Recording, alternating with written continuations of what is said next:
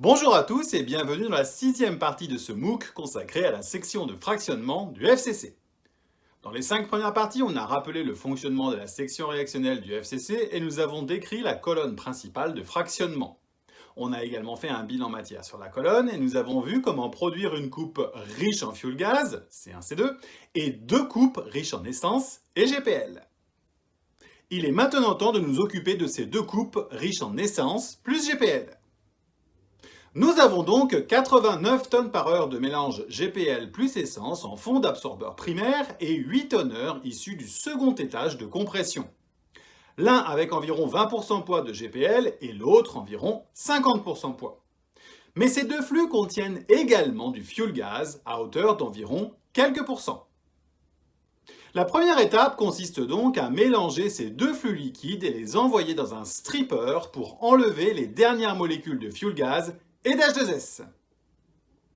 Dans ce stripper, typiquement équipé de 30 à 40 plateaux, on revaporise une partie du mélange en fond de colonne à l'aide d'un rebouilleur.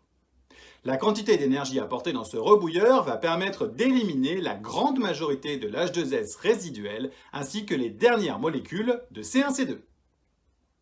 Si on rebouille trop, on va envoyer trop de C3 et donc de propylène dans le réseau fuel gaz. Et si on rebouille trop peu, on va laisser du fuel gaz et de l'H2S dans la coupe essence plus GPL.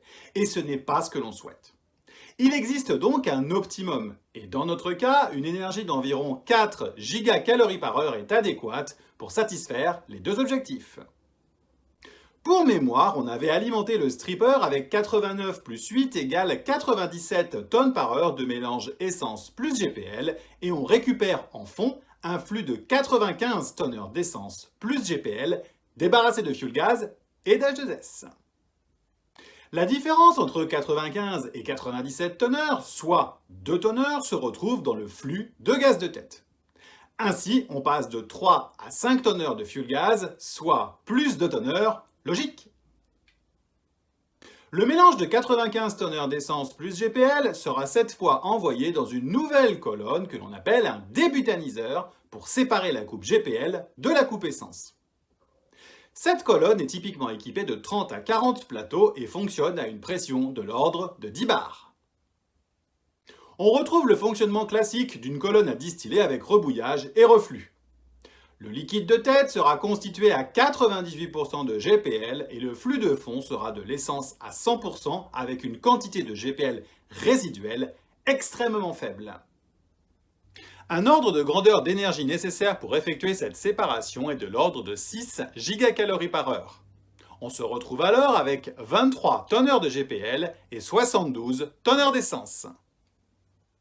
Avant de conclure sur cette section de tête, il faut savoir que l'essence est en général à nouveau fractionnée en 2 ou 3 coupes.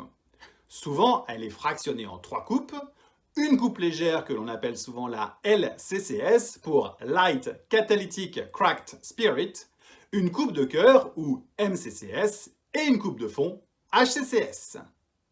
On verra un peu plus tard les propriétés et les destinations possibles de ces coupes.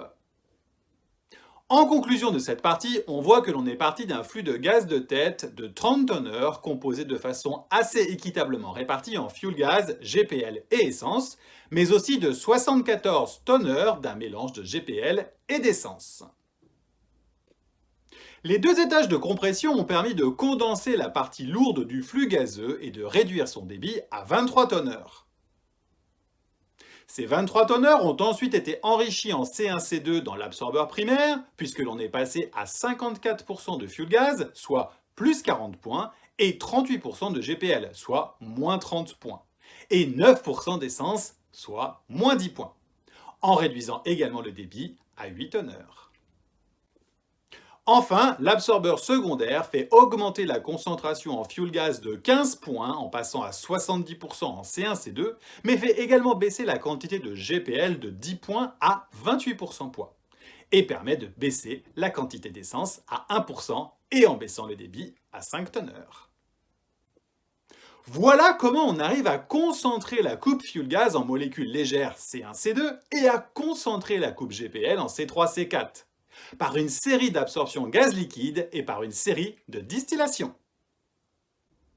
Nous voici arrivés au terme de la section de concentration des gaz de tête. Nous avons vu l'intérêt des absorbeurs primaires et secondaires, tout comme celui du stripper et du débutaniseur.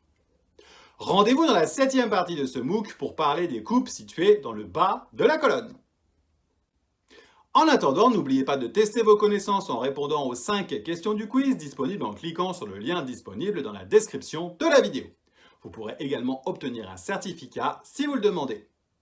Je vous invite également à vous abonner à ma chaîne YouTube pour vous tenir au courant des prochaines vidéos diffusées. A très bientôt pour la 7e partie. Au revoir!